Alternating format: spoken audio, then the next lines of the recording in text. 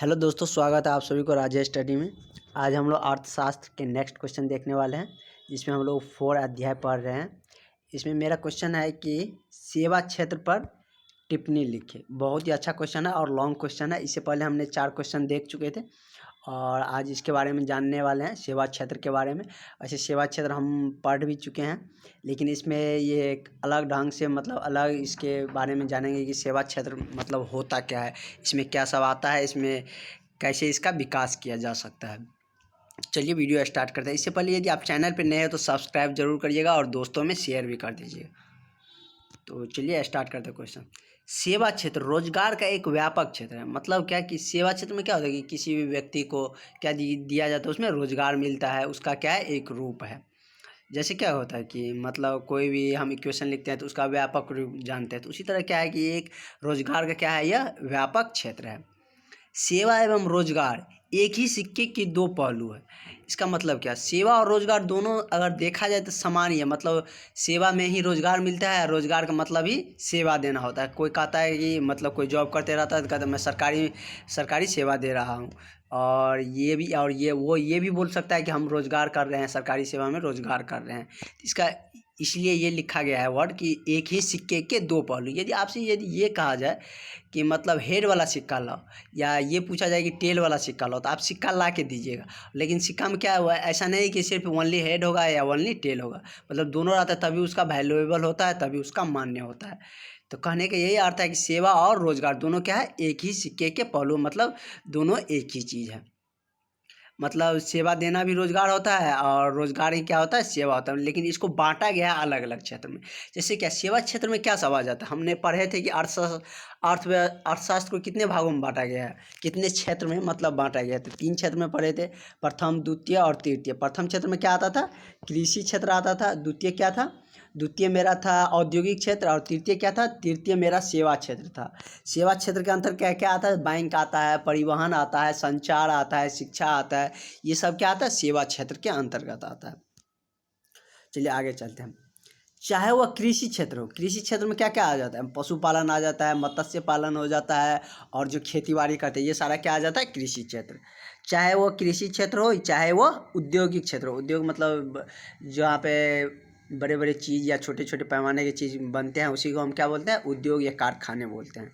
सभी क्षेत्र में सेवा के लिए क्या होता है कि मानव संसाधन की आवश्यकता पड़ती है। ये चाहे वो कृषि का क्षेत्र हो, चाहे औद्योगिक क्षेत्र हो, इस सभी में क्या होता है कि अब मानव की ज़रूरत पड़ती है। भले ही मशीनरी वर्क, कंप्यूटराइज वर्क हो रहा हो, लेकिन कंप्यूटर को भी चलाने के लिए, स्वचालित करने के लिए किसकी आवश्यकता पड़ती है, मानव की आवश्यकता पड़ती है। टेक्नोलॉजी डेवलप होने से भले ही मानव की आवश्यकता कम पड़ती, कम वर्कर की ज़रूरत होती है, लेकिन वर्कर की ज़रूरत होती ही होती है। भारत के सकल घरेलू उत्पाद का 50% सेवा क्षेत्र ही प्रदान करता है। हमारे देश का जितना जीडीपी होता है, उसमें 50% कहाँ से आता है, सेवा क्षेत्र से ही आते हैं। चाहे वो संचार हो, चाहे औद्योगिक क्षेत्र हो, या चाहे वो कृषि हो। तो नेक्स्ट पैराग्राफ देखते हैं। क्योंकि ये मेरा लॉन्ग क्वेश्चन है, तो लॉन्ग क्वेश्चन में ज़्यादा वर्ड लिखना भी पड़ेगा, क्योंकि इतने वर्ड से मेरा काम चलने वाला है नहीं। तो चलिए देखते हैं नेक्स्ट पैराग्राफ में क्या है। सेवा क्षेत्र के विस्तार के लिए शिक्षा का प्रसार आवश्यक है। शिक्षा की तो हर जगह ज़रूरत पड़ जाता है। या आप सेवा करिए, सेवा क्षेत्र में जाइए, कोई भी वर्क करिए, आपको उस क्षेत्र में आपको नॉलेज रहना जरूरी है, तभी आप उसको प्रॉपर तरीके से कर सकते हैं, या कुशल तरीके से उस काम को कर सकते हैं। शिक्षा का अर्थ होना चाहिए कि शिक्षा प्राप्त कर छात्र किसी काम को निपुण हो जाए। शिक्षा का अर्थ ये नहीं कि जॉब ही, कोई सरकारी जॉब ही करना, या कोई बड़े काम ही करना। शिक्षा का अर्थ ये भी होता है कि किसी भी काम में क्या निपुण तरह से, अच्छे तरीके से काम करना। शिक्षा प्राप्त कर छात्र किसी काम को निपुण हो जाए, जिस क्षेत्र में वह शिक्षा प्राप्त कर रहा है, उस क्षेत्र में क्या हो, निपुणता हासिल कर, उसे अच्छा से वह कर सके।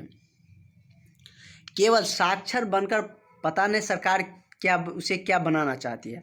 अभी यहाँ हम लोग देख रहे हैं कि बिहार में मतलब क्या हो रहा है, शिक्षा साक्षरता पर जोर दिया जा रहा है। मतलब इतना परसेंट, मतलब परसेंट दिखावटी के लिए बनाया जा रहा है कि बिहार में इतना परसेंट महिलाएं पढ़ रही है और पुरुष पढ़ रहे हैं, लेकिन उसमें रियल में उसे मतलब जो उसको आना चाहिए, जिस लेवल को वो पढ़ता है उसमें वह निपुणता होती नहीं है। डिग्री सिर्फ मिला होता है लेकिन वह निपुणता होती नहीं है। तो वही लिखा गया है कि केवल साक्षर बनाकर पता नहीं सरकार क्या बनाना चाहती है। यह दूसरी बात है कि शिक्षा अधिक से अधिक जीनियस मतलब बिहार से ही निकलते हैं। ये मतलब ऐसे आप लोग सुनते होंगे न्यूज़ वगैरह में कि ज़्यादातर यूपीएससी बीपीएससी में क्या होता है, यूपीएससी में ज़्यादातर बिहार के ही अधिकतर लोग होते हैं। चाहे बड़े बड़े लेवल की जितना भी एग्ज़ाम होता है उसमें ज़्यादातर कहाँ के लोग बिहार के ही मिलते हैं। और बिहारी के पास हमारे पास कोई ऑप्शन भी नहीं रहता है। मतलब यहाँ पे उद्योग है नहीं तो सब सरकारी जॉब की तरफ ही जाते हैं, उसी तरफ रुख करते हैं। और वैसे भी बिहार का सब जीनियस होते ही हैं। यदि आप बिहार से होंगे तो जानते ही होंगे। लेकिन यह अपने बल पर सरकारी प्रयास से नहीं, जो भी मतलब अच्छे करते हैं पढ़ाई के क्षेत्र में वो अपने बल पे ही करते हैं। मतलब सरकारी मतलब सुविधाओं के अनुसार, मतलब सरकारी सुविधा प्राप्त कर बहुत ज़्यादा आगे नहीं जा रहे हैं। जैसे आप अभी आप लोग देखते होंगे आए दिन न्यूज़ों में आते रहते हैं कि सरकारी स्कूल में मतलब कोई पढ़ना नहीं चाहता है जनरली, और मतलब को खुद अपने जिस स्कूल का टीचर होता है उस स्कूल में अपने बच्चे को भी देना नहीं चाहते हैं। आईएएस आईपीएस तो छोड़ ही दीजिए। तो अभी शिक्षा की स्थिति हमारे बिहार में बहुत ज़्यादा सरकारी सुविधा अच्छी नहीं है। अब नेक्स्ट पैराग्राफ देखते हैं जो लास्ट है। इतना लिख देंगे तो हमको मतलब कोई भी बोर्ड एग्जाम रहे, कितना भी लॉन्ग क्वेश्चन पूछा रहे, चाहे वो 5 नंबर का हो चाहे वो 7 नंबर का, सफिशियंट है। उसमें से आपका एक भी नंबर कटने वाला नहीं है। सिर्फ आप उसे प्रॉपर तरीके से लिख दीजिए। जिस तरह से आपको पढ़ाया जा रहा है उस तरह से आप लिख सकते हैं। अगर उस ढंग से आप लिख दीजिएगा तो मतलब आपका नंबर एक भी कटने वाला है नहीं। सेवा क्षेत्र के विकास से रोजगार के अवसर को सृजित किया जा सकता है। मतलब सेवा क्षेत्र के विकास से क्या हो सकता है कि रोजगार का अवसर क्या हो सकता है, बढ़ाया जा सकता है। जिस देश या राज्य का मानव पूंजी जितनी समृद्ध होती है, जिस देश या राज्य में मानव जितनी बुद्धिमान होता है, जितना समृद्ध होता है, उस देश का क्या होता है, उस देश या राज्य की अर्थव्यवस्था आर्थिक विकास उतनी ही तीव्रता से होती है। मतलब यदि कोई भी देश या कोई भी राज्य में मानव समृद्ध है तो उसका विकास तेजी से होगा ही होगा। सेवा क्षेत्र के अंतर्गत वित्तीय बीमा, मतलब वित्तीय बीमा का मतलब एक ही आ गया बैंक। आपको पहले भी बता चुके थे कि सेवा क्षेत्र के अंतर्गत क्या आता है, बैंक आता है, यातायात आता है, संचार आता है, शिक्षा आदि शामिल होते हैं। सेवा क्षेत्र में ये सब आता है, कृषि में बता ही दिया, औद्योगिक में भी बता ही दिए।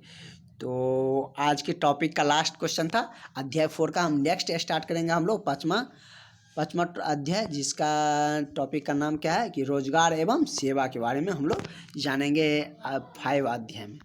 तो इस चैप्टर के लिए इतना ही।